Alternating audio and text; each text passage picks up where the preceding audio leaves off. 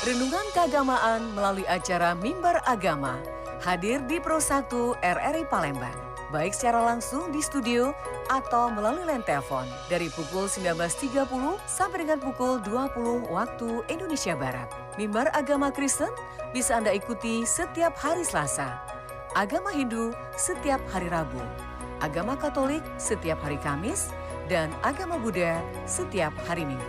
Mimbar Agama hanya di Pro 1 RRI Palembang, kanal informasi dan inspirasi.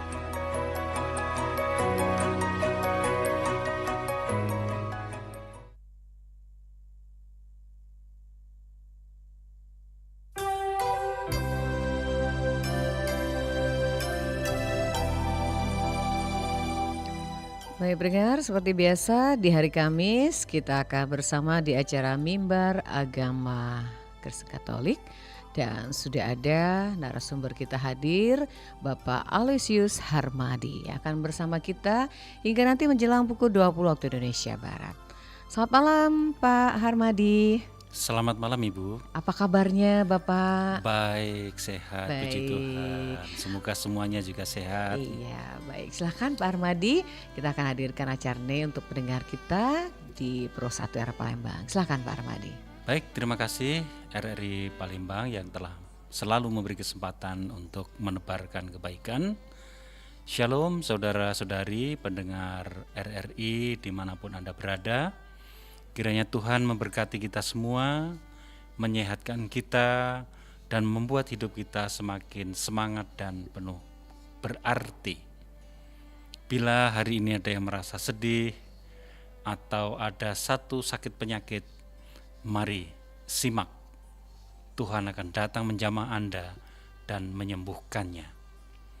Topik pada malam hari ini yang akan saya bawakan adalah di dunia ini Anak manusia berkuasa mengampuni dosa.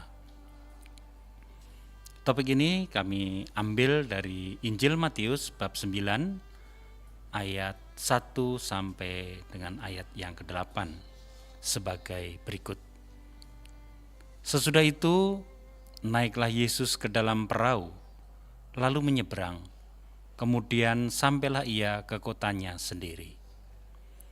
Maka dibawa oleh orang kepadanya seorang lumpuh yang terbaring di tempat tidurnya. Ketika Yesus melihat iman mereka, berkatalah ia kepada orang lumpuh itu, "Percayalah, hai anakku, dosamu sudah diampuni." Maka berkatalah beberapa orang ahli Taurat dalam hatinya, ia menghujat Allah. Tetapi Yesus mengetahui pikiran mereka lalu berkata, "Mengapa kamu memikirkan hal-hal yang jahat di dalam hatimu?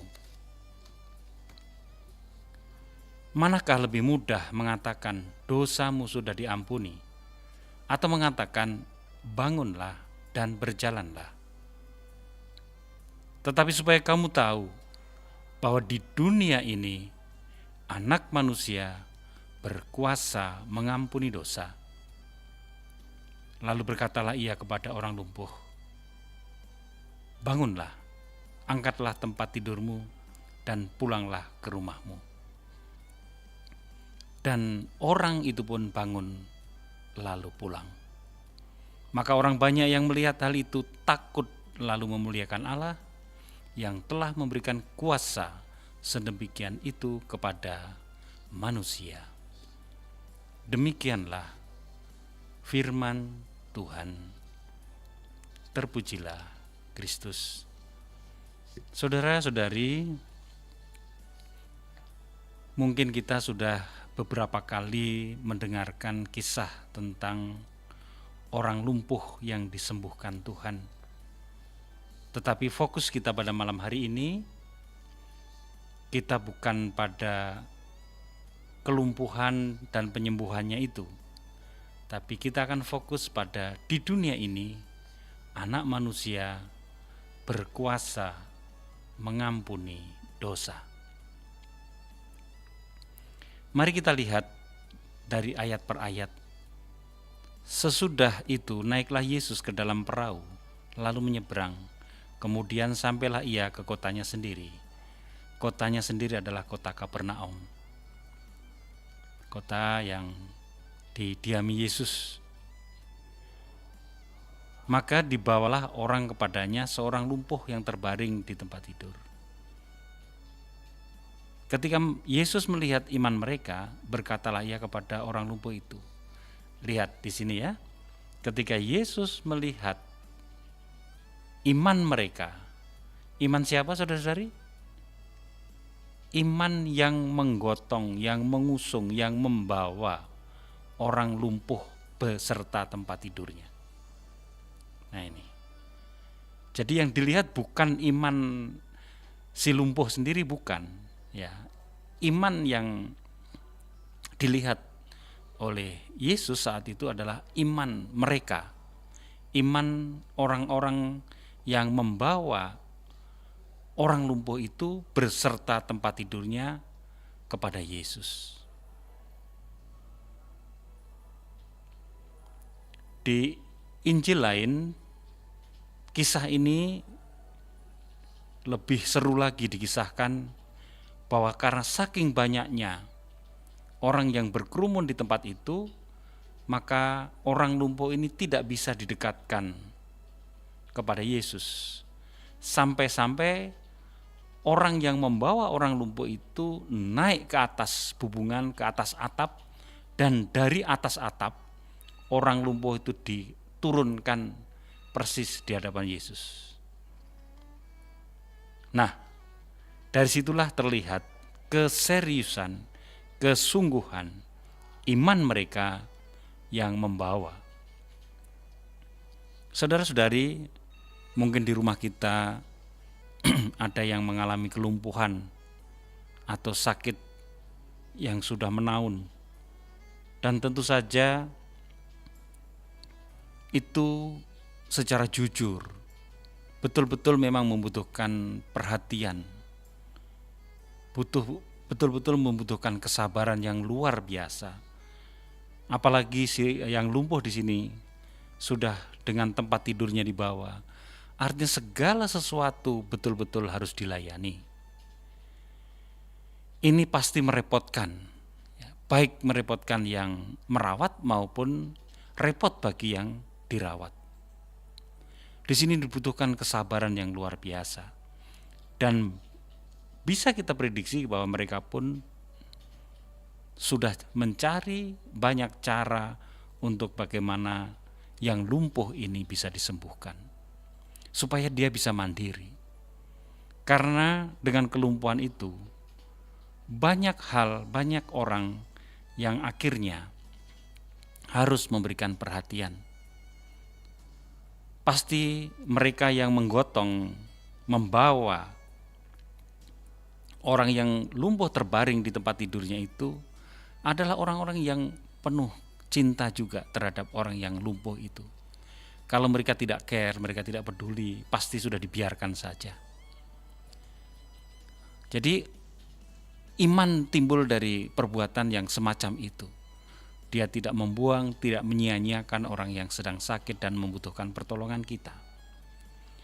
Di sisi lain, kita tahu bahwa Injil-Injil sebelum ini ditulis dan sudah menggemparkan warga Yudea, Yerusalem dan sekitarnya, bahwa Yesus ini mampu menyembuhkan berbagai macam penyakit, bahkan berkuasa terhadap alam, meredakan angin ribut, dan juga badai, gelombang, ombak, dan sebagainya pun taat kepadanya.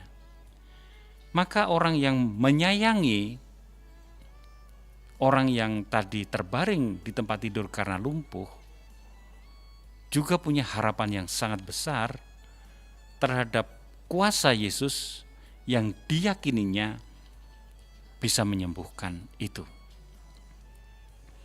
Tapi pada ayat ini betapa terkejutnya mereka ya. Karena ketika lihat Yesus, orang melihat itu, ketika Yesus melihat mereka, melihat iman mereka, berkatalah kepada orang lumpuh itu, percayalah, hai anakku, dosamu sudah diampuni. sama sekali tidak ada perkataan apapun respon dari yang lumpuh ini. Maka Yesus mengatakan percayalah, ya, percayalah atau berimanlah. Kalau orang yang membawa ke situ dengan tindakan seperti itu sudah kelihatan bahwa itu betul-betul beriman. Nah mungkin Yesus juga tahu bahwa orang lumpuh ini sudah pasrah lah ya, artinya sudah diginikan tidak sembuh, diobati situ tidak sembuh, di sana tidak sembuh, sehingga ya sudah dibawa ke sini, dia pun tidak mampu menolak, tapi juga tidak mampu untuk, pokoknya dia ya pasrah doang, ya pasrah bongkoan saja. Maka di situ Yesus membangkitkan iman orang yang lumpuh, yang sudah tidak berpengharapan itu dengan kata-kata percayalah. Hai anakku, dosamu sudah diampuni. Ini sepintas ya saudara-saudari, ini agak nyeleneh. Kenapa nyeleneh? Bayangkan orang sakit datang ke situ untuk apa coba? Pasti untuk disembuhkan. Masa datang ke situ untuk diampuni dosanya? Ya. Please lah, yang dibutuhkan kan ini penyembuhan, kesehatan, bukan pengampunan dosa, ya. Nah, ini saudara-saudari. Mari kita lihat lebih lanjut, dan ternyata keanehan, kenyelenehan itu pun ya justru oleh ahli-ahli Taurat dikatakan bahwa ia menghujat Allah. Ya. Karena apa? Karena Yesus mengatakan dosamu sudah diampuni. Nah ini lebih parah. Ya. Jadi membingungkan bagi yang bawa, kenapa justru dosanya yang diampuni, bukan segera sehatlah misalkan begitu ya, tapi malah dosanya diampuni. Sedangkan bagi ahli Taurat yang mengerti tentang ajaran iman mereka, wah orang ini menghujat Tuhan. Karena apa? Dosa itu kan yang berkuasa mengampuni hanya Tuhan. Mengapa orang itu berkata dosamu sudah diampuni? Mari saudara-saudariku, kita lihat lebih jauh lagi hubungan antara penderitaan, lumpuh, dan segala macam sakit penyakit bahkan kematian dengan dosa, dan juga kuasa. Di dunia ini anak manusia berkuasa mengampuni. Kita lihat lebih dalam lagi hal ini pelan-pelan. Yang pertama, kuasa mengampuni dosa memang betul. Itu adalah privilege, itu adalah hak prerogatif Tuhan. Tapi ketahuilah saudara-saudari, ketika dalam kisah penciptaan kita diminta manusia untuk berkuasa, dan di dalam Yohanes bab 20 ayat 21 sampai 23, kuasa pengampunan dosa itu diberikan juga kepada murid-murid pilihannya.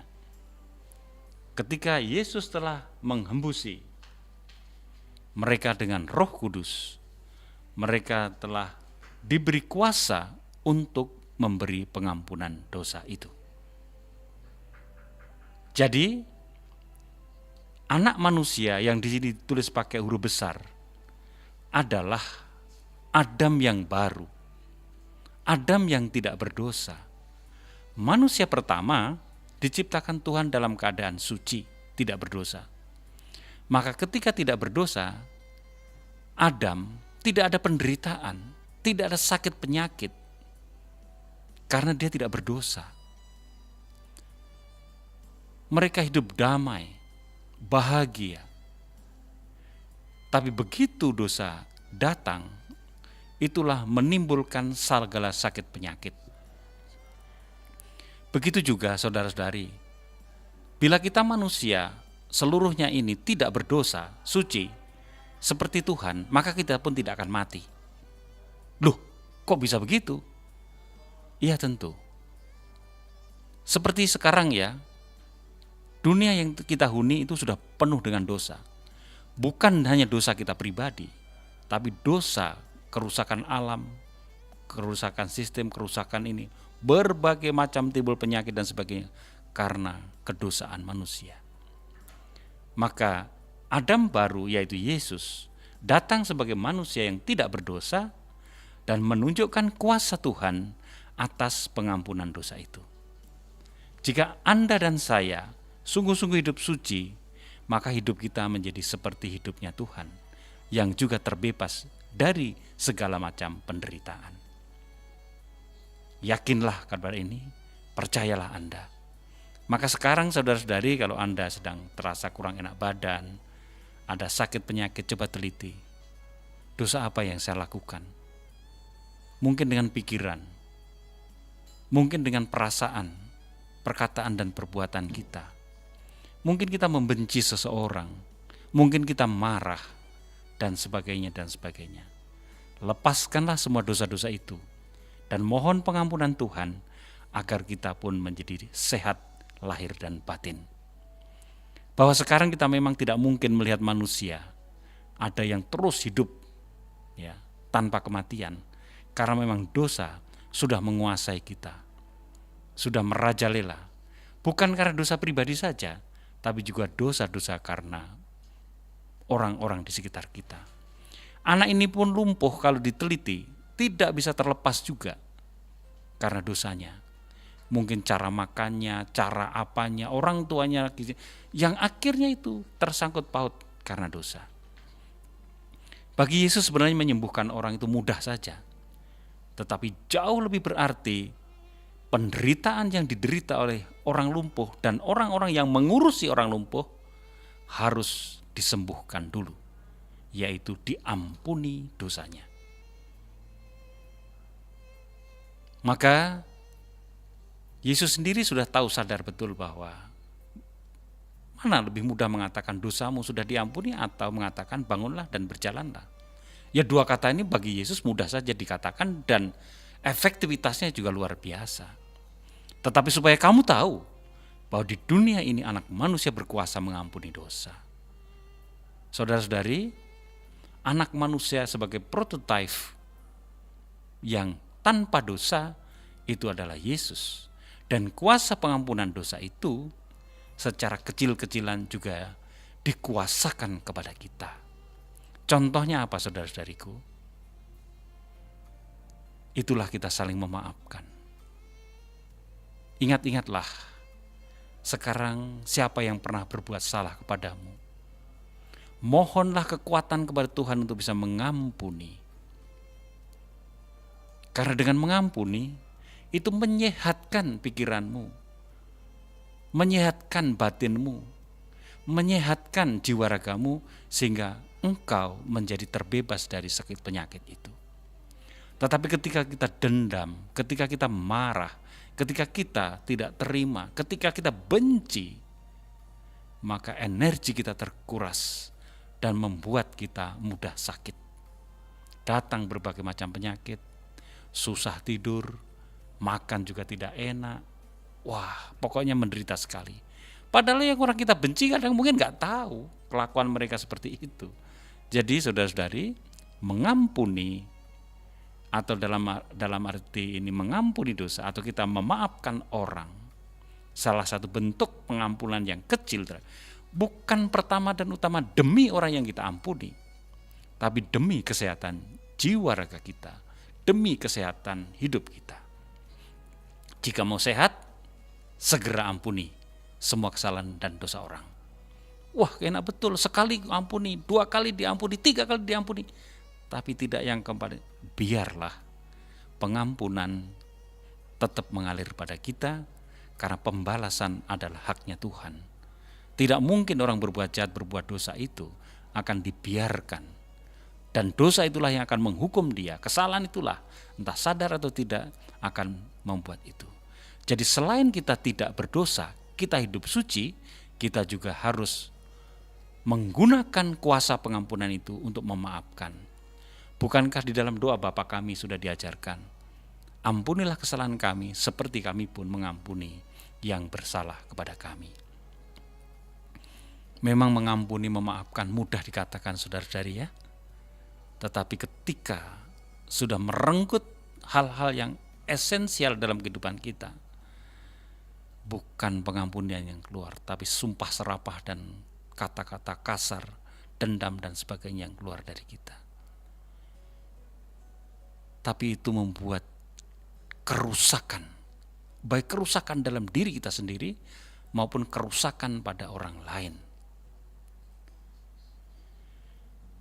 Saudara-saudari, dari mimbar agama Katolik malam hari ini saya juga ingin meneruskan apa yang diinstruksikan oleh Menteri Agama dan juga Bapak Presiden kita terkait dengan penyembuhan ini walaupun secara tidak langsung,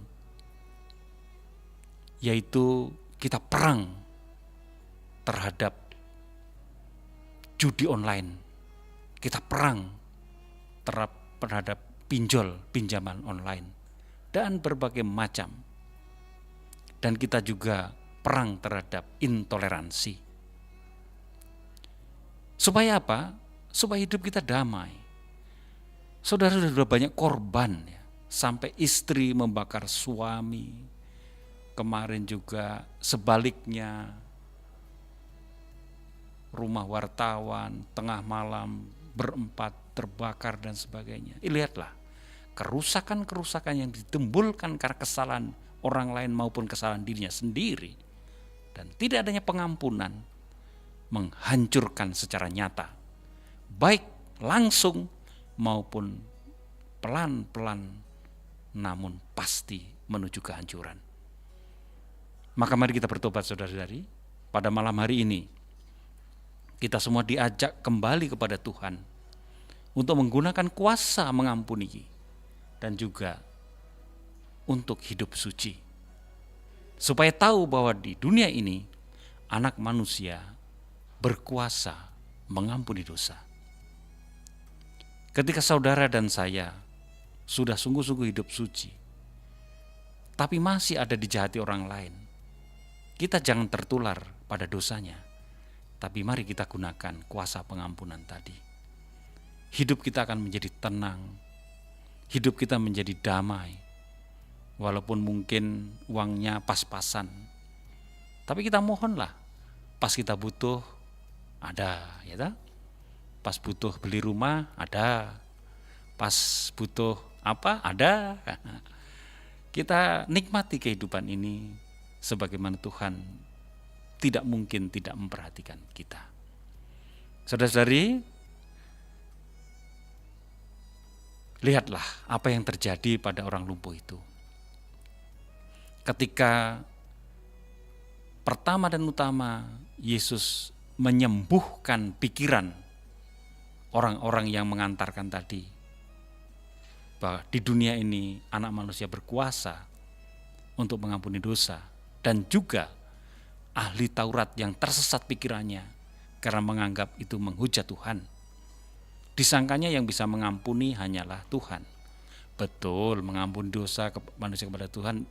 Salahnya manusia kepada Tuhan memang yang mengampuni Tuhan. Tapi salahnya manusia kepada manusia yang lainnya, tentu manusia yang lainnya itulah yang berwenang, berkewajiban untuk saling mengampuni.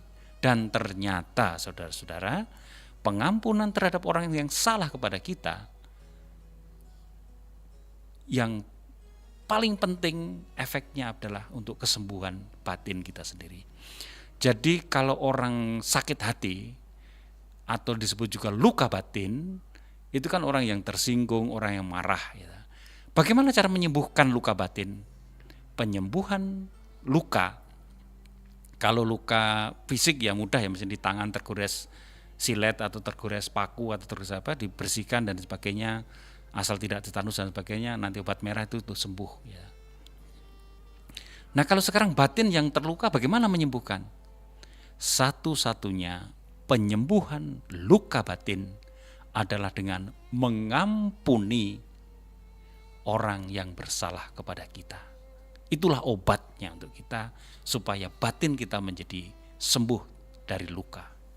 Ketika batin kita tidak luka, maka hati kita menjadi gembira, menjadi sehat, menjadi bersemangat. Nah itu, ya. Jadi obatnya bukan obat merah atau antibiotik atau enggak. Obat dari luka batin adalah mengampuni. Mengampuni. Saudara pasti bisa. Kita juga pasti bisa. Yang penting mau.